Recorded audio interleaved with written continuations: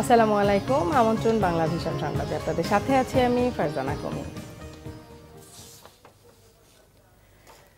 সড়ক দুর্ঘটনায় কুড়িগ্রামের ভুরুঙ্গামারীতে 2 জন নিহত হয়েছে। ভুরুঙ্গামারী কুড়িগ্রাম আঞ্চলিক মহাসড়কের জয়মনিরহাট শহীদ সামাদ টেকনিক্যাল কলেজের পাশে রাত 2টায় এই দুর্ঘটনা ঘটে।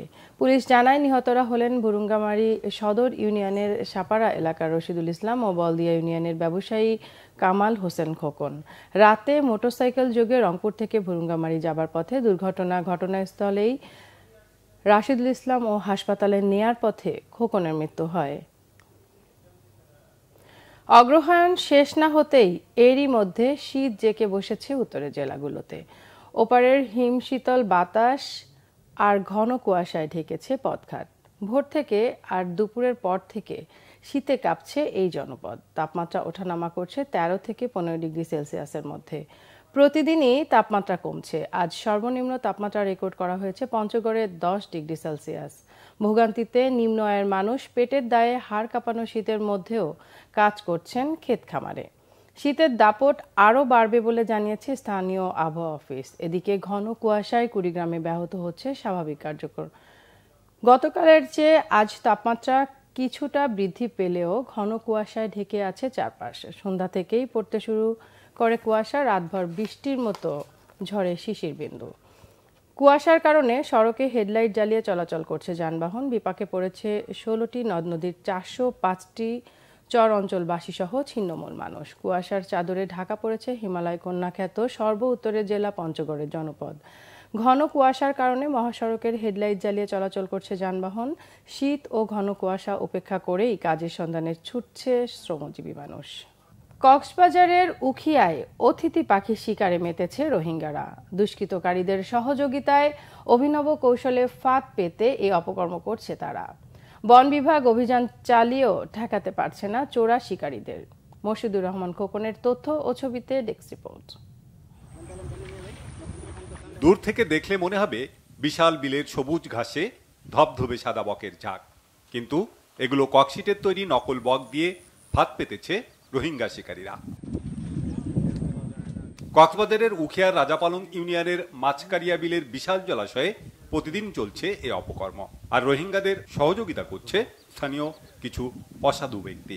শিকারীদের বিরুদ্ধে কঠোর ব্যবস্থা চায় স্থানীয়রা।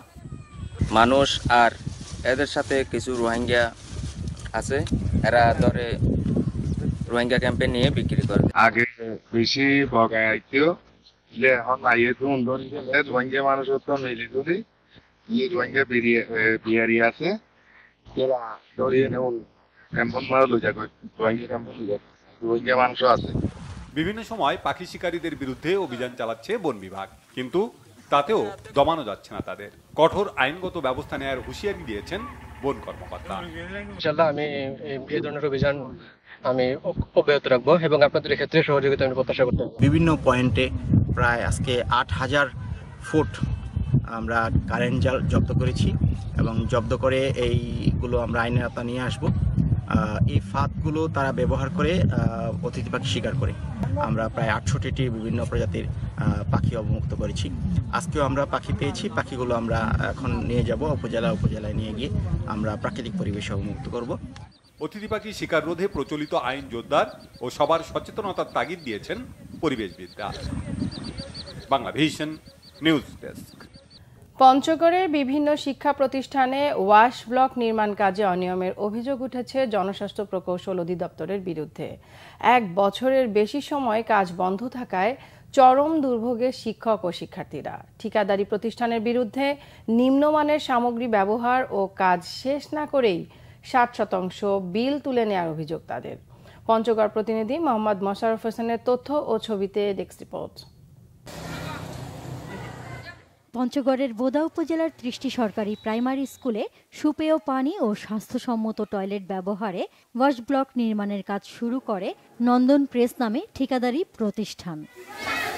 স্থানীয়দের অভিযোগ, পিইডিপি প্রকল্পের অধীনে 5 কোটি 30 লাখ টাকা চুক্তি মূল্যে 3টি প্যাকেজের কাজ শেষ না করে 60% বিল তুলে নেয় ঠিকাদারি প্রতিষ্ঠান।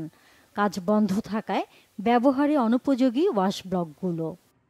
আমাদের যে পুরনো টয়লেটগুলো ছিল তাতে যাওয়া যায় না, আর আমাদের যে নতুন টয়লেটগুলো হয়েছে সেগুলো এখনো ভালো করে চালু হয়নি।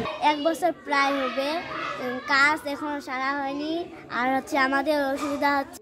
যদিও অভিযোগ অস্বীকার করেছে ঠিকাদারি প্রতিষ্ঠান। গাঁথনি হইলে কত পার্সেন্ট পাবে, তারপরে হইলে প্লাস্টার ফিনিশিং হইলে কত পার্সেন্ট পাবে, টাইলস হইলে কমপ্লিট হইলে কত পার্সেন্ট পাবে, হ্যান্ডওভার ফাইনাল হইলে 100% পাবে। এটা একটা সিলিং করে দেয়া আছে। কারণ অফিস কখনো এই সিলিং এর বাইরে অফিস বিল দিতে চাইলো, এক্সটেন্ড বিল দিতে চাইলো, আপনার হেড অফিস বিল দিবে না। পিডিবি করে এই সুযোগ নাই। শিক্ষকরা বলছেন কর্তৃপক্ষকে বারবার তাগাদা দিলেও হয়নি কোনো সুরাহা। সুবিধা আমাদের বাচ্চা কাচ্চা দুর্যোগ করতেছে এবং এখানে ওয়ার্ক ব্লকের যে অবস্থা, বাইরের লোক আসে এখানে ব্যবহার করতেছে। এখানে আমরা ক্লাসে অনেক সময় সমস্যা হয় ক্লাস চালিয়ে। মাঝখানে ইঁদুর বালি উঠিয়ে একদম বন্ধ করে দিয়েছিল। আমি সেটাও অফিসে গিয়ে জানিয়েছিলাম যে আমাদের জন্য স্কুল করা খুবই কষ্টকর। আমরা জোর দাবি জানাচ্ছি যেন আমাদের ওয়াশ ব্লকের কাজ খুব দ্রুত শুরু করা হয়।